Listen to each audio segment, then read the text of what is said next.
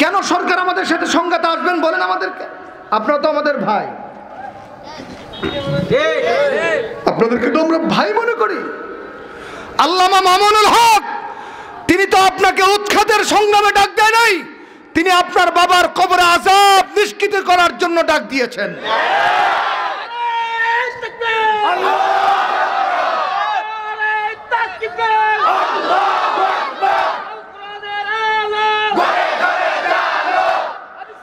আফসোস, দেখেন আলেম, একজন আলেম ওয়ারাসাতুল আম্বিয়া, নবী বলেন আখিরি জামানার আলেম বনি ইসরাইলের নবীদের মতো মর্যাদা।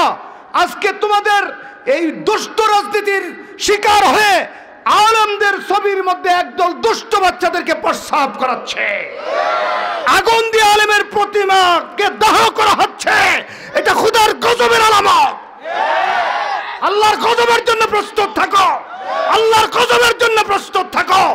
আলেমের জবান দিয়ে বের হয় কোরআন, আলেমের জবান দিয়ে বের হয় রাসূলের হাদিস, আলেমের জবান দিয়ে বের হয় আল্লাহ আল্লাহ জিকিরের আওয়াজ।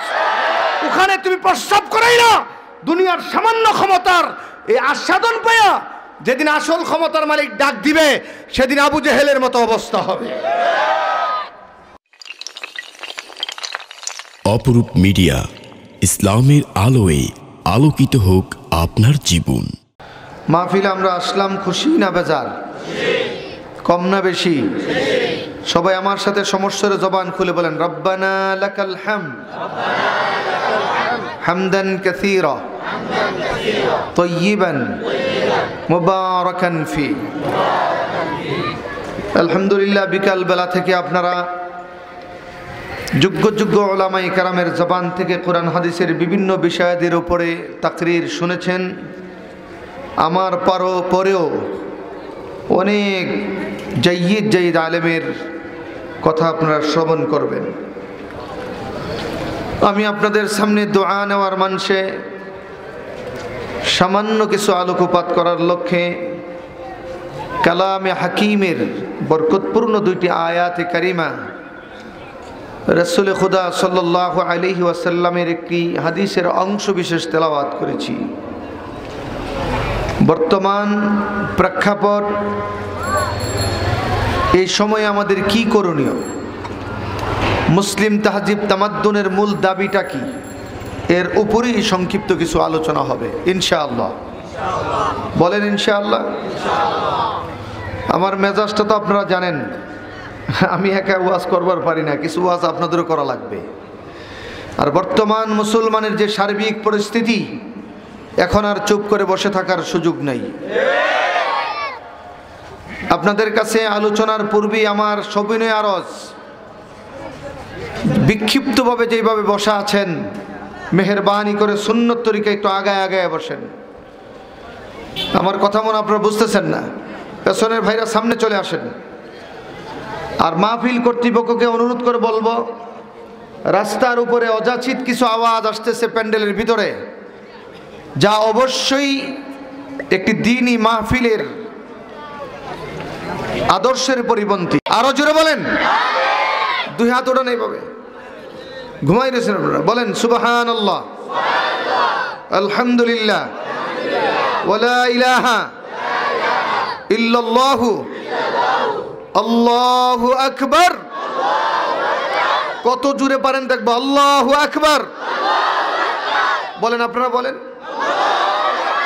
আরো জোরে বলেন, আরো জোরে বলেন, হাত নামান। আল্লাহ আমাদের এই আওয়াজকে কবুল করো। বাতিলদের আছে পৃথিবীর অস্ত্র শক্তি, আমাদের আছে আল্লাহু আকবার।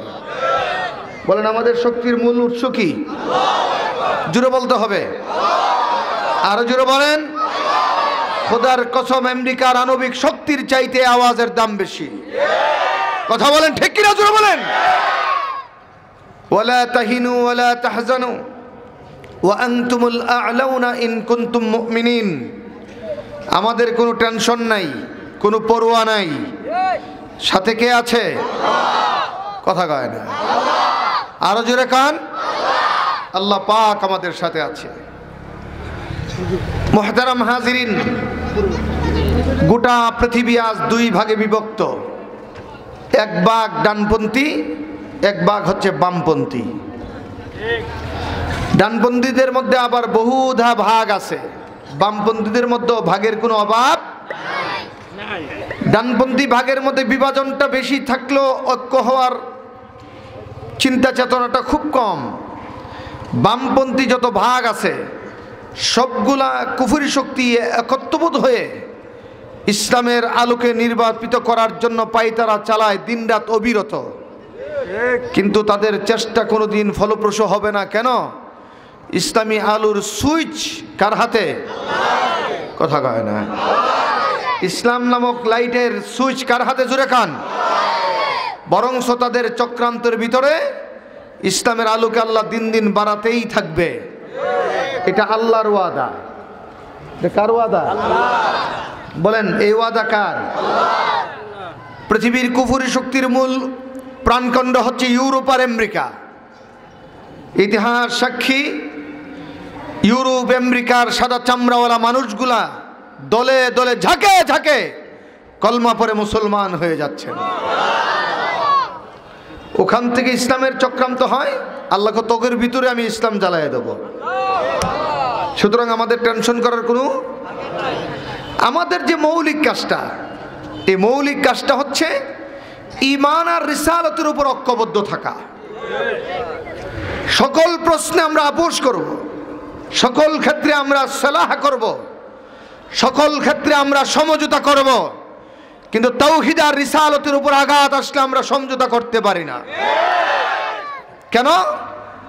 এই মূল দুই বুনিয়াদের উপরে ইসলাম নামক ঘাস দাঁড়িয়ে আছে। কথা বলেন ঠিক কিনা? জোরে কান। সমঝোতা চলবে দুনিয়ার সমস্ত বাতিল ফিরকাকে হেদায়েতের লক্ষ্যে, কিন্তু এই বাতিল শক্তি যদি তাওহীদের উপর আঘাত করে জীবন যাবে, তাদের সাথে আপোষ করা যাবে না। কেন? তাওহীদের ঈমান জীবনের চাইতে দামি। আমার কথা কয় না। বলেন তাওহীদের ঈমান জীবনের চাইতে দামি, রিসালাতের ঈমান জীবনের চাইতে দামি। আল্লাহর কসম, রাসূলের শিক্ষা, সাহাবায়ে কেরামের শিক্ষা আমাদের সামনে প্রজ্বলিত সূর্যের মতো স্পষ্ট হয়ে আছে। প্রয়োজনে হাসতে হাসতে জীবন দিবা, কিন্তু আল্লাহর একত্ববাদের উপর আঘাত আসলে বরদাস্ত করবা না। এটা হলো ইসলামী বুনিয়াদের প্রধান পুঁজি। মালিক একক। আমাদের রব কয়জন? একটু আওয়াজ করে কইলে অসুবিধা আছে নি কোনো? বলেন আমাদের মালিক কয়জন? জোরে কান। একক মালিকের উপর আঘাত, একক মালিকের তাওহীদের উপর যদি কোনো আঘাত আসে, মুসলমান প্রয়োজনে দুনিয়া ছাড়বে, কিন্তু তাওহীদ বিরোধী কোনো মানুষের সাথে আপোষ করতে পারে না। এবার আপনারা বলেন, মূর্তি আর ভাস্কর্য তাওহীদের পক্ষে না বিরুদ্ধে? তাওহীদের সাথে না বিরোধী? একটু জোরে খান। সুতরাং মুসলমানের দেশে তাওহীদের নিশানা উঠতে পারে, মূর্তি আর ভাস্কর্যের নিশানা উঠতে পারে না। এটাই আমাদের ঈমান। আফসোস, যারা আজকে ভাস্কর্য নির্মাণ করে তাওহীদের সাথে কাউন্টার করতে চায়, তারাও শুনি তারাও নাকি তাহাজ্জুদ নামাজি। এগুলো আমরা শুনি, তারাও নাকি আল্লাহর ওলি। খোদার কসম, তাওহীদবাদী নামাজি তাহাজ্জুদ গুজার কোন মানুষ আল্লাহর একত্ববাদের বিপরীত ভাস্কর্য আর মূর্তি নির্মাণ করতে পারে না। বঙ্গবন্ধু আমাদের চেতনার নাম।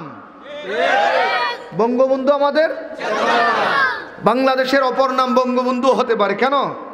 স্বাধীনতার যুদ্ধে তার বক্তব্য এই দেশের মুক্তিযুদ্ধরা উদ্দোলিত হয়ে পাক হানাদারদের বিরুদ্ধে মরণপরণ লড়াই করে ৩০ লক্ষ জীবনের বিনিময়ে এই ৫৬,০০০ বর্গমাইল এরিয়ার সোনার বাংলাদেশ আমরা স্বাধীন পেয়েছি।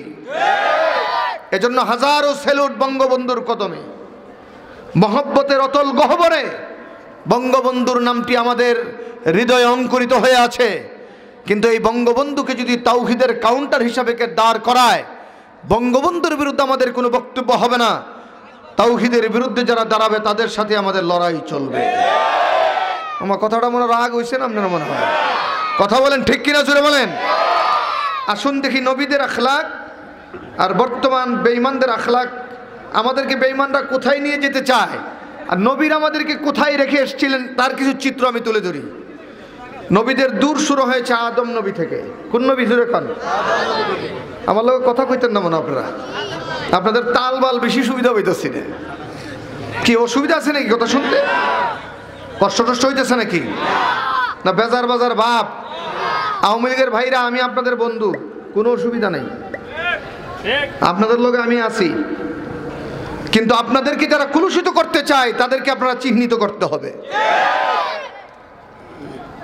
এই দেশ আওয়ামী লীগ থাকার দরকার আছে, অন্যান্য দলও থাকবে, এটা হলো আমাদের কথা আর কি।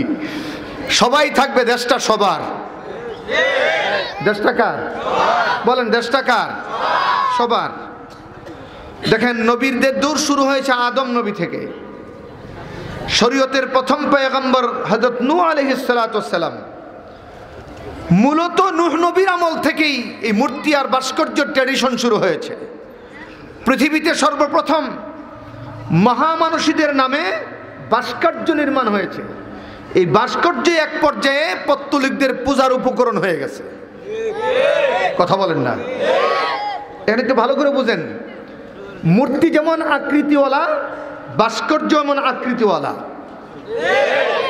মূর্তি যেমন মানুষে বানায়, ভাস্কর্যরও, কথা বলেন না ভাই, মানুষে বানায়। মৌলিকভাবে নাম দুইটা হলো, ভাস্কর্যের মূর্তির মূল উপাদান একটি। কথা কয় না? কেউ কেউ আম করে বোঝায় মূর্তি আর ভাস্কর্য এক না, এগুলো হলো জ্ঞান পাপী।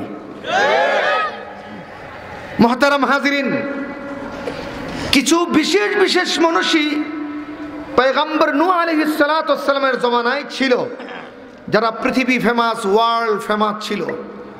তাদের ইন্তেকালের পরে শয়তান বিকল্প রব্বে কারিমের বিকল্প সূরত হিসাবে এই মানুষগুলার নামে ভাস্কর্য নির্মাণের বুদ্ধি দেয়। ভাস্কর্য থেকে মূর্তি, মূর্তি থেকেই শিরিক। কথা কনা? ভাস্কর্য থেকে, বলেন না ভাই, আর মূর্তি থেকেই শিরক। এই প্রথম ভাস্কর্য বলেন, মূর্তি বলেন, এই ট্রেডিশনটা এসেছে নূহ নবীর আমল থেকে। আস্তে আস্তে এই ট্রেডিশন বাড়তে বাড়তে বাড়তে বাড়তে গোটা পৃথিবী যখন সৈলাব রাষ্ট্র শক্তির মাধ্যমে যখন ভাস্কর্য তথা মূর্তির পূজা একেবারে পৃথিবীর রন্ধে রন্ধে পৌঁছে গিয়েছিল, ওই সময় আল্লাহ তাআলা এই ট্রেডিশনের বিরুদ্ধে একজন জাদরেল, একজন জলিলুল কদর পয়গম্বর আল্লাহ তৌহিদের বার্তা বাহক বানায়া পৃথিবীর জমিনে প্রেরণ করেছেন। তার নাম হচ্ছে হযরত ইব্রাহিম আলাইহিস সালাতু ওয়াস সালাম। ছোট নবী না বড় নবী? কথা কয় না, বুঝেন না কথা মিয়া সাহেব? নবীর নাম কি? জোরে কান। ইব্রাহিম আলাইহিস সালাতু ওয়াস সালাম, যার লকব হচ্ছে, উপাধি হচ্ছে খলিলুল্লাহ, যিনি স্বয়ং বন্ধু হচ্ছে আল্লাহর। সুবহানাল্লাহ বলবেন না? এবার আপনাদেরকে যে কথাটা বলতে হবে আমার সাথে বলেন তো, ইব্রাহিম নবী যেই ঘরে জন্মগ্রহণ করেছিলেন, এই ঘরের সবটা মানুষ মুসলমান ছিল? কথা কয় না? আরে মুসলমান বেঈমানের তো একটা পার্থক্য আছে। কাট্টা মূর্তি পূজক বেঈমান ছিল। বাবা ছিল মূর্তির আবিষ্কারক, মূর্তি বানাইতো, মূর্তি ব্যস্ত, মূর্তির নামে নাম বাবাকে ডাকতো মানুষ। কেমন মূর্তি পাগল ছিল চিন্তা করে দেখেন। মা মূর্তি পূজক। যেই ঘরে ইব্রাহিম পয়গম্বর জন্মগ্রহণ করেছেন, এই ঘরের ডাইনে মূর্তি, বামে, সামনে, পেছনে, উপরে, সব জায়গায় কি? জোরে কন না? গোটা অঞ্চলটা মূর্তির, গোটা রাষ্ট্রটা মূর্তির, গোটা পৃথিবী মূর্তি আর ভাস্কর্যের উপরে প্রতিষ্ঠিত ছিল। ওই জায়গায় আল্লাহ পাক এমন একটা ক্রিটিক্যাল, এমন একটা ভয়াবহ পরিস্থিতিতে ইব্রাহিম নবী একা পৃথিবীর জমিন আল্লাহ প্রেরণ করেছেন নবুয়ত আর পয়গম্বরে দিয়া। মনে রাখবেন, নবীরা নবুয়তের আগে পরে তো প্রশ্ন আসে না। নবুয়তের আগেও নবীরা গুনাহ করেন নাই, শিরিক তো দূরের কথা। ভালো করে বুঝেন, নবীরা নবুয়তের আগেও কি করে নাই?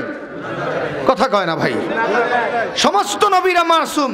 বলেন, সমস্ত নবীরা কি? বলেন, নিষ্পাপ, নিষ্কলুষ, তারা মাসুম।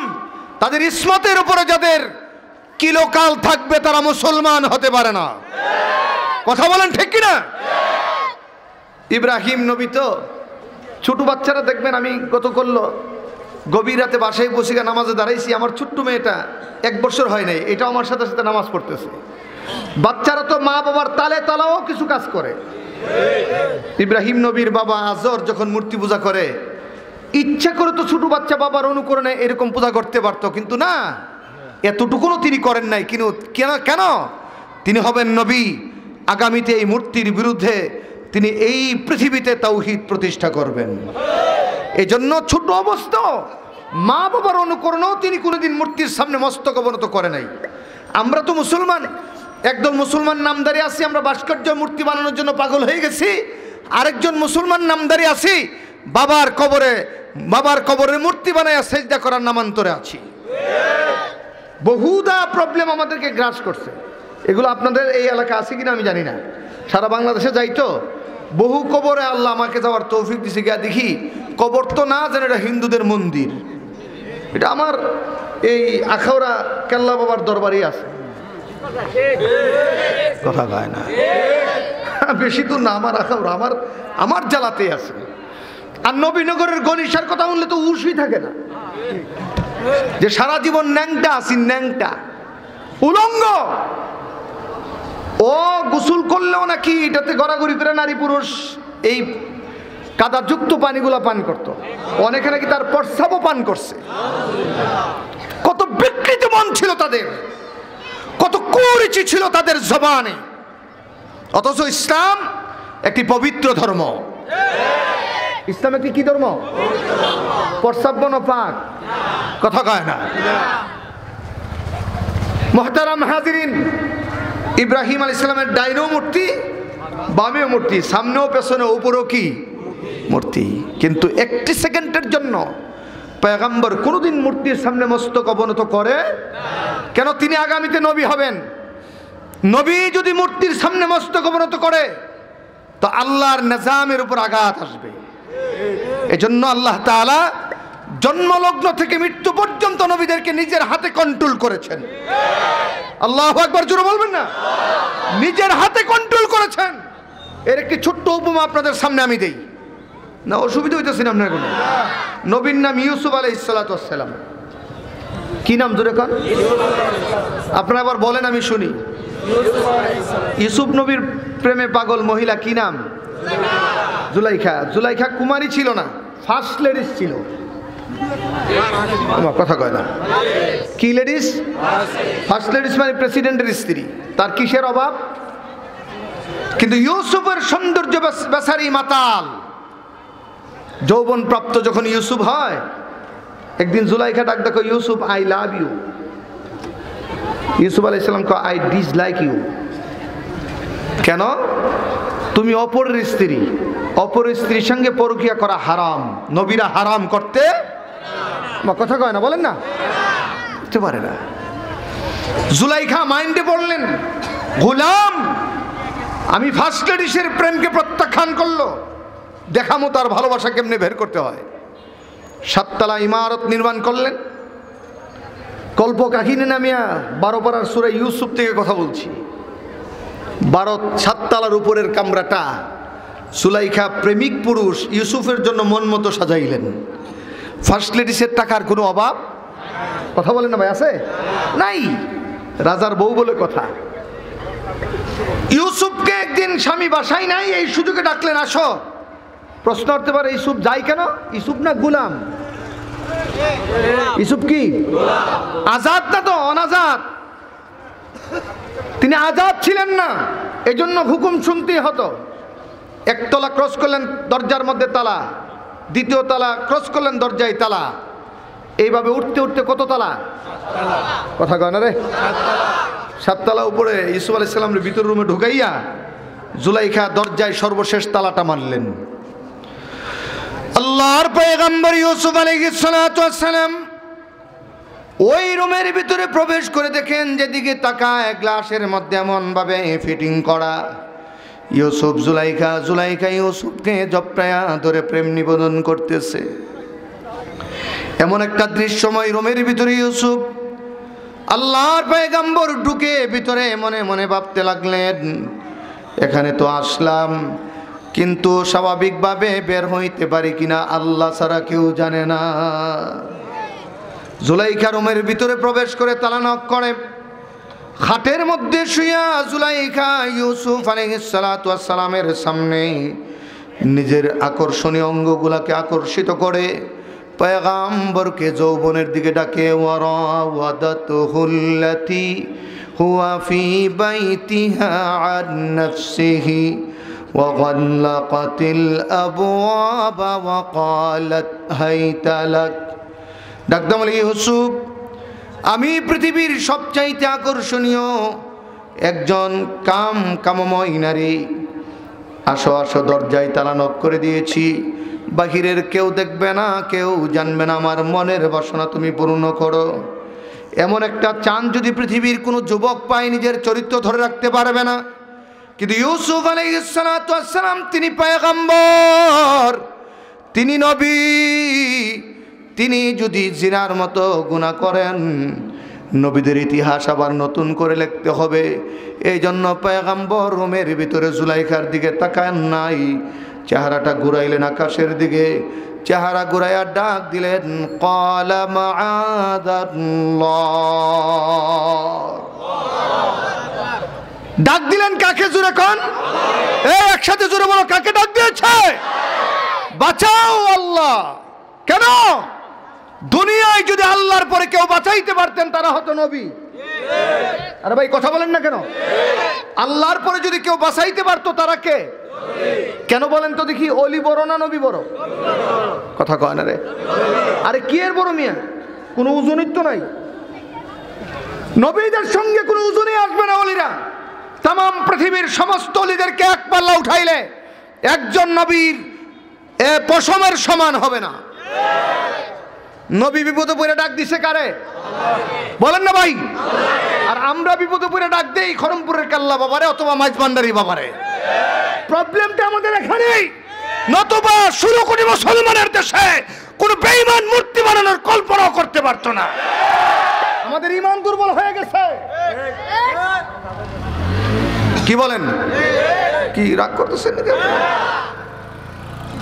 আফসোস, বিভিন্ন মাজারে দিকে লেখা আছে বাবার উপরে ভরসা করেন। মানে আপনারা কি তা কবেন এটাই বুঝতেন পারতেছেন না। বলেন ভরসা কার উপর হবে? বলেন বাবার উপরে ভরসা করলে বাবা যাইব কই? বাবা কার উপরে করব? বাবার নিজের তো খবর নাই। আফসোস আর দুঃখের বিষয়, এই কথাগুলো বললে আমরা কই আমাদেরকে বলে আমরা হিংসা করি। আমরা হিংসা করি না, মুসলমানের ঈমান বাঁচানোর চেষ্টা করি। ওই দিন এক ছেলে আমাকে এই মোবাইলে দেখাইছে, নতুন গান বাড়িছে বান্ডারি বাবার। কইতাম নেই না আমরা আওয়াজের নতুন গান, বাবার নতুন গান, নতুন ডিজিটাল গান। আমার মরণকালে ডোলবাসি বাজাইও তরিকার ভাই, আমার মরণকালে ডোলবাসি বাজাইও। কালেমা কলম ভাই কোনো কিছুর দরকার নাই, আর গাউসাদনের গুণগীতি গাইও দরবারি ভাই, আমার মরণকালে ডুলবাসি বাজাইও। ফতুয়া আপনারা দিবেন আমি শুনি। ঈমান রইছে? কোথায়? ট্রান্সফার হয়ে গেছে ঈমান। আল্লাহর নবী বলেন যার জবানের শেষ বাণী হবে লা ইলাহা ইল্লাল্লাহ ফাতাখালাল জান্নাহ, যার জবানের সর্বশেষ হবে কলমা সে বিনা হিসাবে জান্নাতি। আর এই বেয়াদবগুলা শিখা কালেমা কলমের দরকার নাই, গাউসাদনের গুণগীতি গাইতে হবে। আল্লাহর জাতের কসম, কালেমার বিরুদ্ধে যারা বাবার আদর্শকে প্রতিষ্ঠা করতে চায় তাদের চাইতে আবু জেহেল অনেক ভালো। এগুলোর বিরুদ্ধে আমাদের বলতে হবে না? বলেন। তাহলে আল্লাহ জিগাইব কইছস না কা তোর জিব্বা কাটমু। মানেন মুরাদে মা নসিহত বুদে গুফতম হাওয়ালাত বা খুদা করদম রফতম। উলামায়ে কেরামের দায়িত্ব হলো সত্যটা বলে দেওয়া, মানা না মানার দায়িত্ব আপনার। বাবারে আল্লাহর সঙ্গে মিলাইবা আর জবানে কুলুবেটে থাকবো তা হতে পারে না। এই মেয়ে কথা বলো, ঠিক কিনা তুমি বলো। আফসোস এই বেয়াদবগুলোর থেকে আবু জেহেলের ইয়াকিন প্রচ্ছন্ন ছিল। আবু জেহেল জানতো মুহাম্মদ সত্য নবী, মানছে না ক্ষমতার লেগা। এখনো আমগো দেশে যা কামকু কামও বেশিরভাগ ক্ষমতার লেগেই হবে। আসতে কইতে বই শুনলে আবার মাইন্ড করবে, কথা বলেন ঠিক কিনা? ক্ষমতার আস্বাদন যারা পাইছে এই একটার পর একটা, একটার পর একটা, একটার পর একটা, একটার পর একটা, মানে থাকবে আজীবন। কিন্তু সে যে আস্তে আস্তে কবরে যাচ্ছে এটা তার খবর নাই।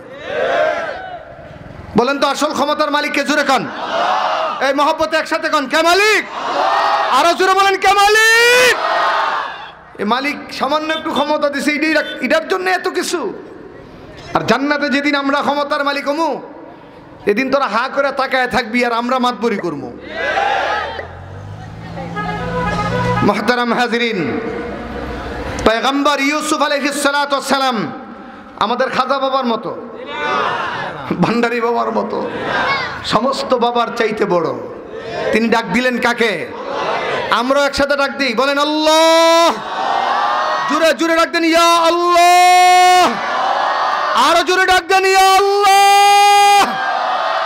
এবার অন্তর মোজা করে দেখেন তো, মজা লাগেনি? এর চেয়ে মজার পৃথিবীতে নাই। এটা হালুয়ার চেয়েও মজা যদি মুমিন হও। আর মুনাফিক হইলে কোনো কথা নেই, অ্যালার্জি আইব। জুলাইখা ডাক দা বলে, ইউসুফ, রুমের ভিতরে তুমি আর আমি, দরজা নক করা, চাবি আমার কাছে, আল্লাহকে ডাইকা কোনো লাভ নাই। ইউসুফ আলাইহিস সালাতু ওয়াস সালামের ইয়াকিন ইউসুফের কাছে, জুলাইখার ইয়াকিন জুলাইখার কাছে। হযরত ইউসুফ আলাইহিস সালাম তাকায়া দেখে জুলাইখা যে খাটের মধ্যে শোয়া, খাটের কোনো একটা মূর্তি চাদর দিয়া ঢেকে রেখেছে। ইউসুফ আলাইহিস সালাম জুলাইখাকে ডাকদা বললেন, ও জুলাইখা, খাটের কোনায় কি কেন ঢেকে রেখেছ? ইউসুফ ডাকদা বললেন, এটা, জুলাইখা ডাকদা বললেন, এটা আমার প্রতিমা, এটার আমি ভগবান মানি, এটা আমি সুখ দুঃখের মালিক মানি। এর সামনে তোমার সঙ্গে কি না কি করব, দেখলে মাইন করবে, এই জন্য ঘুরে দিয়েছি যেন না দেখে। ইউসুফ আলাইহিস সালাম ডাকদা বললেন, অফ দ্য পয়েন্ট, ওগো জুলাইখা, তোমার ইয়াকিন তোমার প্রতিমারে ঢাকলে সে দেখে না, সে দেখতে পারে না। আর আমি বলি এটা খুললে কি আর ঘুরলে কি, এটা তো কোনো অবস্থায় দেখে না। মূর্তি কোনো অবস্থায় দেখে না। আর জোরে কোন দেখে? চিল্লা এখন দেখে। এই ক্ষমতা মূর্তির আছে নাকি? মূর্তির সামনে যে হিন্দুরা মিষ্টি দেয়, মিষ্টি মধ্যে মাছি বসে, মাছিও তাড়ানোর ক্ষমতা মূর্তির নাই। কথা বলেন ঠিক কিনা? জোরে কোন। কেন? এটা জড় পদার্থ, নিষ্প্রাণ, চলতে পারে না, দাঁড়াইতেও পারে না। এমন একটা প্রতিমা তুমি ইয়াকিন করলা, ঢেকে দিয়েছ। এবার বলো বলো বলো, আমার মালিক তো তিনি, আমার আল্লাহ তো তিনি, আল্লাহু সামিউম বাসীর, যিনি সর্ব অবস্থায় শোনেন আর দেখেন, সব দেখেন, তিনি হচ্ছে আমার আল্লাহ। বলেন, আমাদের আল্লাহ অন্ধকারে দেখে না? কথা কয় না রে? আলুতে, পাহাড়ের উপরে, পাহাড়ের নিচে, আসমানের উপরে, জমিনের নিচে, সর্ব অবস্থায় যিনি সব দেখেন, তিনি কে? বলো জোরে, তিনি কে? তিনি আমাদের আল্লাহ, তিনি আমাদের মালিক। এই ইয়াকিনটা অন্তরে যত বদ্ধমূল করবা, তত গুনাহ থেকে দূরে থাকবা।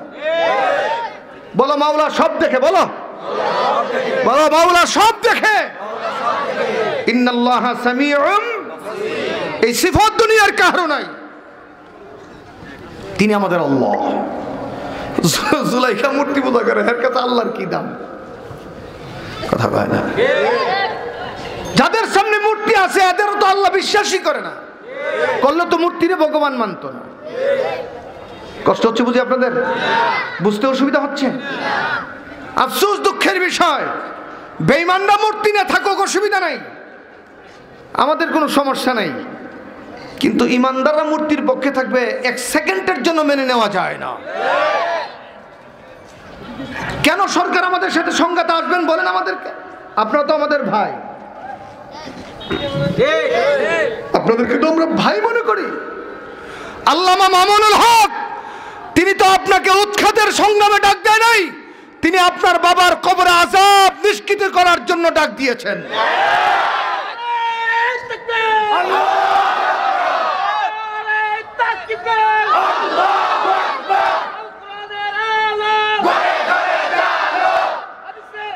আফসোস, দেখেন আলেম, একজন আলেম ওয়ারাসাতুল আম্বিয়া, নবী বলেন আখিরি জমানার আলেম বনি ইসরাইলের নবীদের মতো মর্যাদা। আজকে তোমাদের এই দুষ্ট রাজনীতির শিকার হয়ে আলেমদের ছবির মধ্যে একদল দুষ্ট বাচ্চাদেরকে প্রস্রাব করাচ্ছে, আগুন দিয়ে আলেমের প্রতিমাকে দাহ করা হচ্ছে। এটা খোদার গজবের আলামত। আল্লাহর গজবের জন্য প্রস্তুত থাকো, আল্লাহর গজবের জন্য প্রস্তুত থাকো। আলেমের জবান দিয়ে বের হয় কোরআন, আলেমের জবান দিয়ে বের হয় রাসূলের হাদিস, আলেমের জবান দিয়ে বের হয় আল্লাহ আল্লাহ জিকিরের আওয়াজ।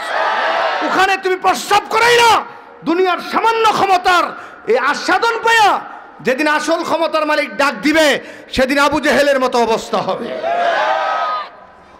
কি শিক্ষা দিচ্ছেন এগুলা? কই ফ্রান্সের কুত্তা নবীরে গালি দিল, ওখানে তো প্রস্রাব করো নাই। আর আমি আপনার কথা কন নাকি বুঝি না তো। ফ্রান্সের যে মেক্রু, মেক্রু আর মাইক্রো না মেক্রু, প্রেসিডেন্ট ফ্রান্সের পঞ্চশক্তিধর একটি রাষ্ট্রের রাষ্ট্র, আইফেল টাওয়ারে আমার রাসূল কিনে ব্যঙ্গচিত্র করলো। তখন তো তোমাদের কলিজায় এতটুকু দাগ লাগে নাই, লাগবে কেমনে? গুনার গু খাইতে খাইতে কলব তো মরে রয়েছে।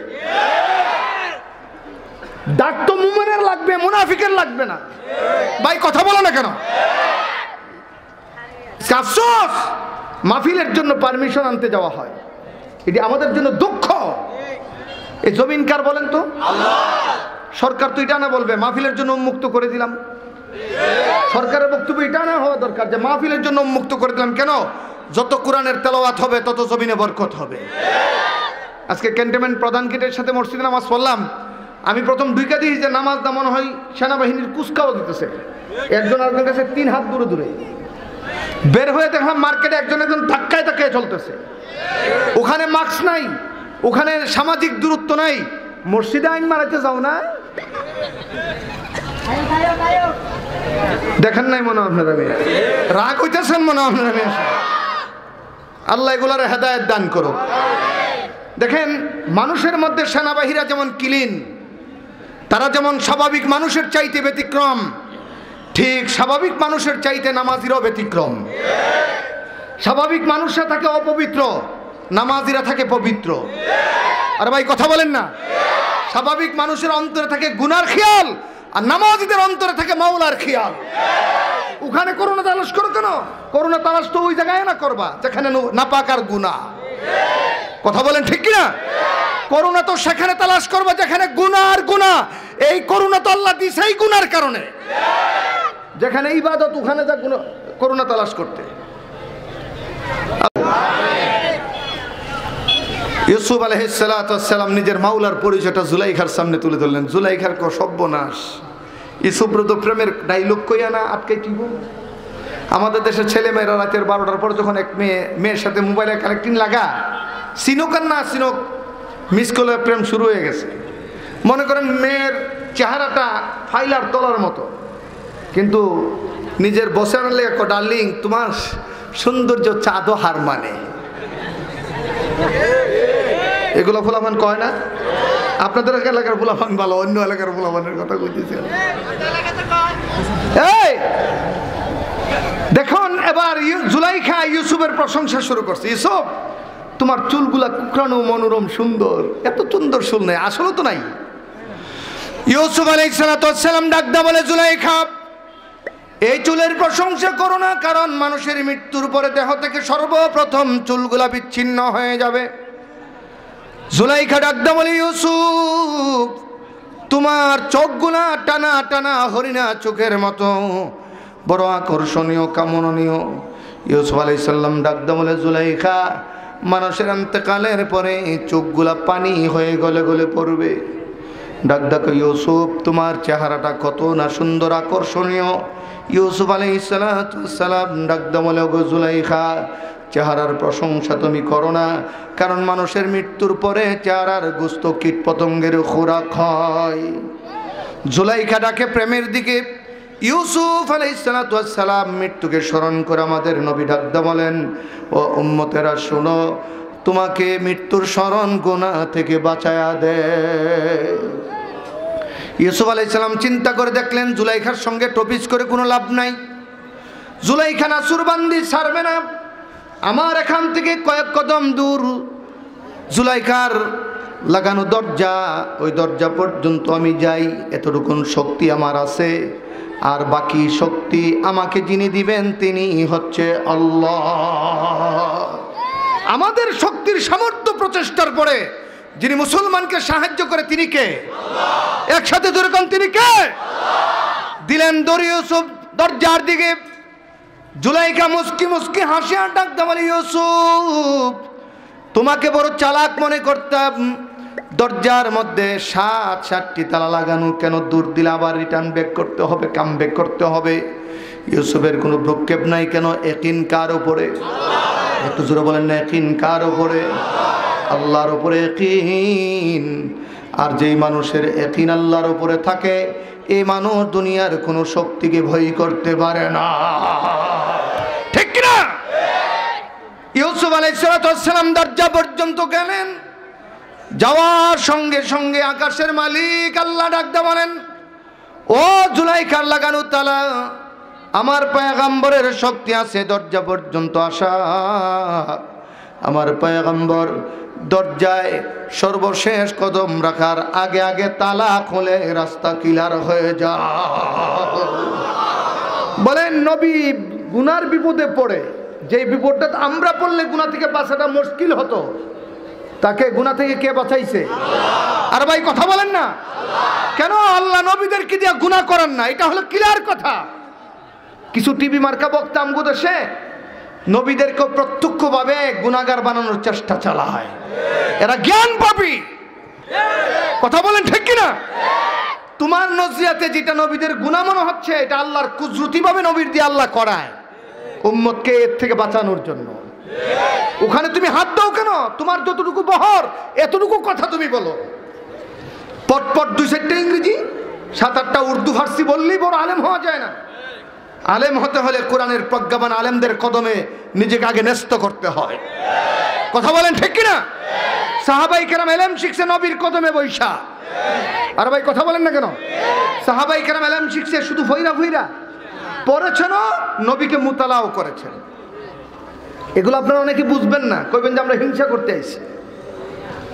সিনা থেকে সিনা এলেম ট্রান্সফার হয়। সর্বপ্রথম লৌহে মাহফুজ থেকে জিবরাইলের মাধ্যমে নবীর সিনা এলেম দিয়েছেন কে? আর ভাই বলেন না কেন? নবীর সিনা থেকে এলেম ট্রান্সফার হয়েছে সাহাবাই কেরামের সিনায়। সাহাবাই কেরামের সিনা থেকে যুগের পর যুগ ট্রান্সফার হতে হতে আজকে গোটা পৃথিবীতে এই কোরআনের এলেমের নূর ছড়াইছে কি ছড়াই না বলেন? আর ভাই কথা বলেন না কেন? এই কোরআনের নূর তামাম পৃথিবীতে আছে না নাই? একমাত্র পৃথিবীতে ছোট্ট একটি 1 লাখ মানুষের শহর, পুপের রাজ্য, খ্রিস্টানদের রাজধানী যেটা ভ্যাটিকান সিটি, এই একটি শহর ছাড়া পৃথিবীর এমন কোন রাষ্ট্র নাই যেখানে কলমাওয়ালা মুসলমান নাই, যেখানে কলমাওয়ালা মুসলমান নাই। আর এই মুসলমানরা একদিন বিশ্ব শাসন করবে, কথা বলেন ঠিক কিনা? জোরে কান বলেন। পয়গম্বরের নাম ইব্রাহিম, সামনে মূর্তি, ডাইনে মূর্তি, পেছনে মূর্তি, সব দিক দিয়ে মূর্তি, কিন্তু মূর্তি পূজা তিনি করবেন না। কেন? তিনি নবী। নবীরা কোনো গায়রুল্লাহর সামনে মস্তক অবনত করতে পারে না। ওয়াজ চলবনি না, অসুবিধা হইতে সামনে না। আমারে কইতেছে একটু আগায় বন লেগে আপনারা, এই ওয়াজ যদি করণ লাগে তাইলে আমি তো বাকি ওয়াজ ভুলে যাবো। একটু আগায় বইবেন না মেহরবানি করে? আমার কথা কয় না। পেছনে বাইরে একটু সামনে চলে আসেন না মেহরবানি করে। মাশাআল্লাহ বলেন, বলেন আল্লাহু আকবার। একটু আগায় বসেন, একটু আগায় বসেন। এই পেছনে বাইরে উঠেন না কেন? আল্লাহর মহব্বত একটু সামনে আসেন, কেউ কথা বলবেন না। এই স্বেচ্ছাসেবক ভাইরা, এই গেটের সামনে যারা বসতেছেন ওনাদেরকে আদবের সাথে একটু সামনে বসায় দেন। এই যে পূর্ব দক্ষিণ কোণারে আপনারা গেটটা লক করে বসবেন না। আমার সব বাইকদেরকে মাহফিল শোনার ব্যবস্থা করে দেন। আল্লাহ আমাদেরকে কবুল করুক। একটু জোরে করে আমিন, আরো জোরে বলেন আমিন। বসে যান 1 মিনিটে। যেটা বলার জন্য বলছি, ইব্রাহিম আলাইহিস সালাম যখন স্বাভাবিক একটু যুবক হইছে, বাপ আজর একদিন ডাক দেখো, আব্বা একটা কাম করো। কি? আমি তো মূর্তি বানাইছি, শরীরটা একটু অসুস্থ অসুস্থ, বাপ কিছু মূর্তি আছে এগুলো বাজারে নিয়ে বিক্রি করো। এটা ছিল বাবার উপার্জনের একমাত্র পথ। ইব্রাহিম আলাইহিস সালামের মাথায় মনের অজান্তে এই মূর্তিগুলো উঠাই দিছে হাড়ির মধ্যে। ইব্রাহিম আলাইহিস সালামকে আজকে তোর খুদাদের 12টা বাজায় সারমো। আল্লাহু আকবার বলবেন না? ওর খুদাদের আজকে কুদ্দুরা পাওয়ার আমি পুরো দুনিয়ারে দেখাবো, এটা চান্স পাইছি আমি। বাড়ির বাউন্ডারি পার হইয়া মূর্তিগুলাকে হাড়ি থেকে নামাইয়া একটা একটা মূর্তির পায়ের মধ্যে রশি বাঁধছে। রশি বান্ধা রশির মাথাগুলো ধরে টানতেছে, পেছনে মূর্তিগুলোর দিকে তাকায় ইব্রাহিম হাসে। কি অবস্থা কন্ত বাতিদারের অবস্থা কি? একটা একটার উপরে উঠতেছে, পড়তেছে, নাক ভাঙতেছে, কান ভাঙতেছে, চোখ ভাঙতেছে, বুক ভাঙতেছে। বাজারে যাইতে যাইতে শুধু ঠেং দিয়ে আছে। খুদার গোষ্ঠী বিনাশ। এটি খুদা না হুদা? এটি কি হুদা? হুদা খালি খালি ভাঙ্গা ঠ্যাঙ্গলা মূর্তি লইয়া ইব্রাহিম আলাইহিস সালাম গালে হাত দিয়ে বয়ে রইছে। বাজারে যে মানুষগুলো আসছে মূর্তি কিনতো, ভাঙ্গা মূর্তি কিনবো? এখন আইয়েই ফিরা জায়গা। আজর বেচারা চিন্তা করলো, পুলারে পাঠাইলাম, এতক্ষণ তো মূর্তি বেচার সময় লাগার কথা না, দেরি হচ্ছে কেন, আমি একটু যাই। গিয়া দেখে বেচারা পুলা মূর্তি নাই, মূর্তি ঠ্যাং লয়ে বয়ে রইছে।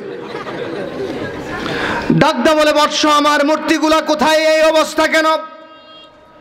ইব্রাহিম আলাইহিস সালাতু ওয়াস সালাম জুড়ে জুড়ে বাবার সঙ্গে কথা বলতে লাগলেন। বাপ বেটার কথা শুনে বাজারের অনেক মানুষ জড়ো হলো।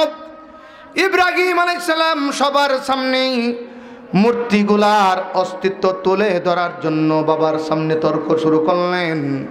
ডাকদা বলে, আব্বা আমার, আপনি যখন মূর্তিগুলা আমার মাথায় উঠাইয়া দিলেন, আমি কিছুক্ষণ পরে চিন্তা করে দেখলাম মূর্তিগুলা একটা একটা নিজেরে বড় মনে কইরা নিজেরা নিজেরা ঘুষাঘুষি করে একটা একটা ভাঙ্গা ফেলাইছে।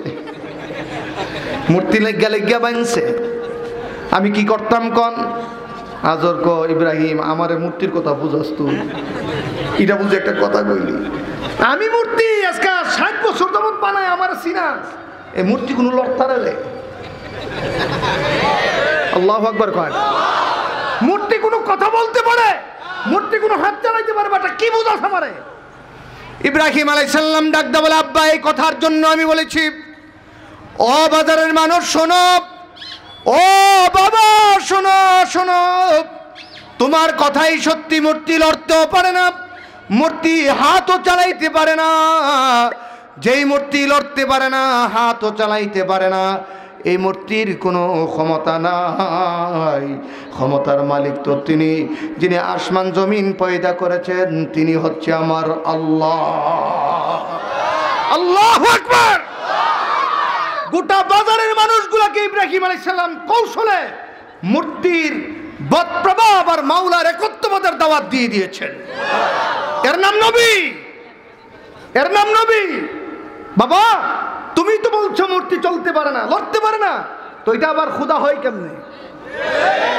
যা চলতে পারে না, লড়তে পারে না, কথা বলতে পারে না, খাড়াইতে পারে না, এটা তো মালিক হতে পারে না। মালিক তো তিনি, যিনি হাইয়ুল কাইয়ুম। তিনি কে? জোরে কান। আরে ভাই জোরে বলেন না, তিনি কে? বেশি বেশি আল্লাহরে ডাকো, শিরিকের প্রভাব অন্তর থেকে উঠে যাবে। আল্লাহর সাথে রাবেতা সম্পর্ক স্থাপন করো, কবরের পরে হাসতে হাসতে জান্নাতে চলে যাবে। বলো নবীরা মূর্তির পক্ষে না নবীরা মূর্তির বিরুদ্ধে? আরে না, মূর্তি ধ্বংস করার লেগে আল্লাহ নবীদেরকে ব্যবহার করছে। অনেক পরের কথা। বলেন তো ইব্রাহিম নবীর সময় রাষ্ট্রশক্তির নাম কি ছিল? ফেরাউন নাম ইয়া নমরুদ? কি নাম জোরে কান? আমাদের বাংলাদেশের মতো রাষ্ট্রের প্রেসিডেন্ট ছিল? গোটা পৃথিবীর প্রেসিডেন্ট ছিল। বাবা আজর ছিল নমরুদের ডান হাত। আজর একদিন নমরুদ ডাকায় কয়, আমার লোকে চলেন, আপনার পরামর্শ সব করি, নিজের ফুলারে কন্ট্রোল করতে পারেন না।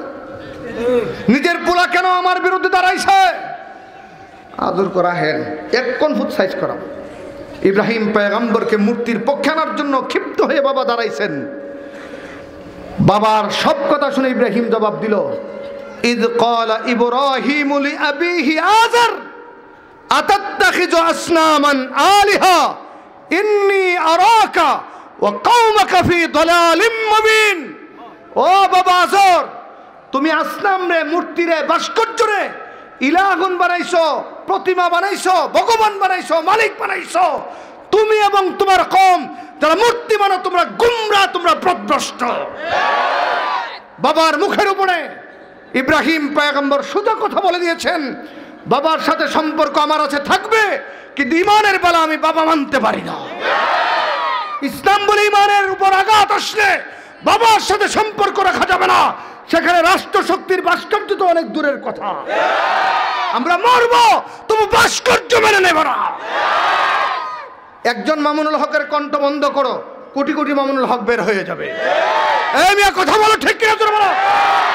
মামুনুল হক সাহেব বলেন নাই সরকারের পতন ঘটাবো, তিনি বলেছেন তাওহীদের দেশে, পীর আউলিয়াদের দেশে, লক্ষ লক্ষ মসজিদ মাদ্রাসার দেশে ভাস্কর্য নামক মূর্তি হতে দেওয়া যাবে না। এই দাবির সাথে আপনারা একমত? শুনেন, আমি আপনাদেরকে জিজ্ঞাসা করি, কে কোন দল করেন এটা বড় কথা না, আমি মুমিন ইমানদার এটা বড় কথা। বলেন আমার দল বড় পরিচয় না আমি মুমিন এটা বড় পরিচয়? সবাই কোন আমি দল বড় পরিচয় না মুমিন বড় পরিচয়? হ্যাঁ, দেশে থাকতে দল করা লাগবে, কিন্তু ব্যক্তির চাইতে দল বড়, দলের চাইতে দেশ বড়, দেশের চাইতে ইমান বড়। কথা বলেন ঠিক কিনা বলেন।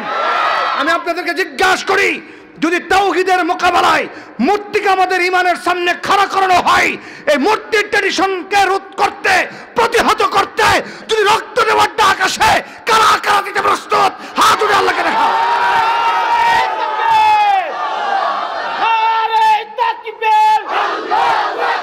ইসলামের শত্রু